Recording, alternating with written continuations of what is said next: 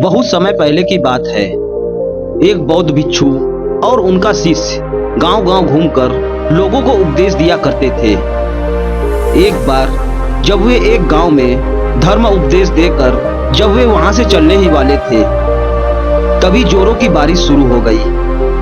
उन्होंने बहुत देर तक प्रतीक्षा की, लेकिन बारिश थमने का नाम ही नहीं ले रही थी। तो उन्होंने निर्णय लिया वे उसी गांव में एक छोटी सी कुटिया बनाएंगे और अगले कुछ हफ्तों तक इसी गांव में रहेंगे।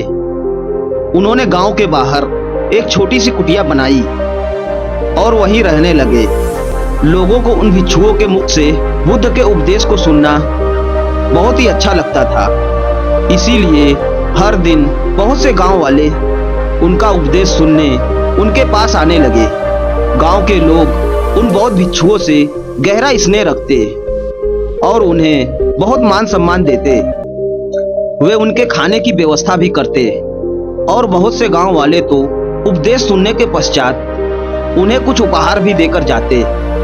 इस तरीके से वो बौद्ध भिक्षु और उनका शिष्य उस गांव में ठहरे रहे।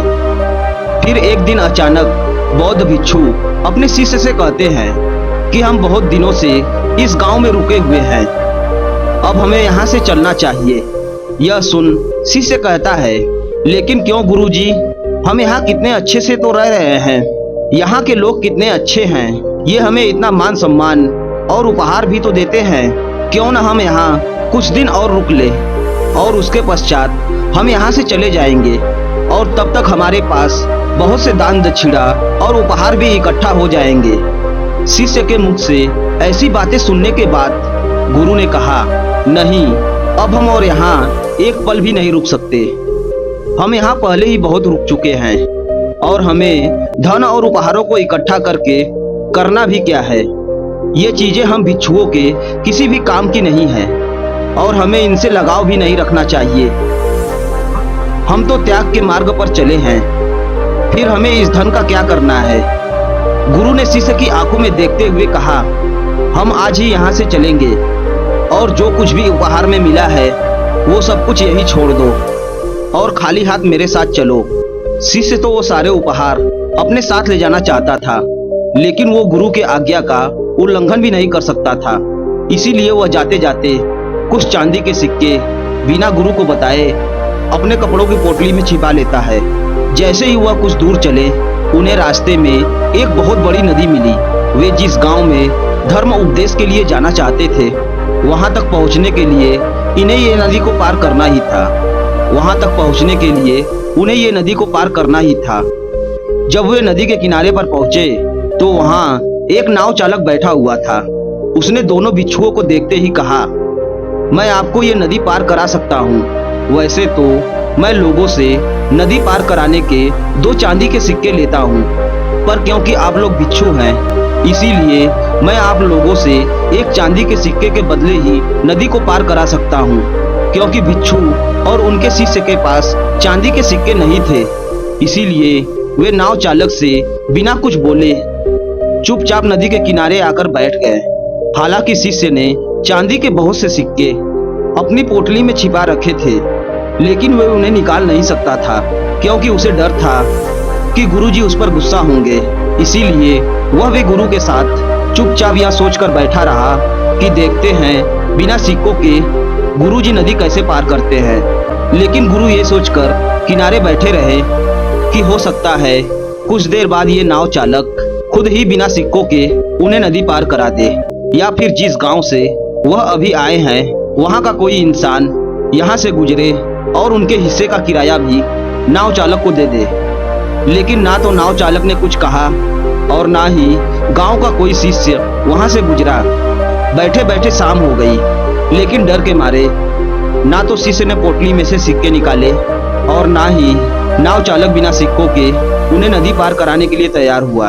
अंधेरा होने लगा, लेकिन वे अब भी बैठे हुए थे। यह देख नाव चालक ने उन्हें डराने की कोशिश की। उसने कहा, महात्मन, रात होने को है और रात में आप लोगों का यहाँ ठहरना खतरनाक हो सकता है, क्योंकि बहुत से खूंखार जंगली जानवर रात में इस नदी में पानी पीने आते हैं, पर आपके साथ कुछ भी हो सकता है। इसीलिए आप जहाँ से आए हैं वहीं वापस लौट जाएं या फिर मुझे सिक्के देकर यह नदी पार करें और अपने गंतव्य तक पहुँचें। और वैसे भी कुछ देर बाद मैं भी अपनी नाव लेकर यहाँ से जाने वाला हूँ। जैसे ही शिष्य ने उस नाव चालक से खतरे की बात सुनी वह डर गया।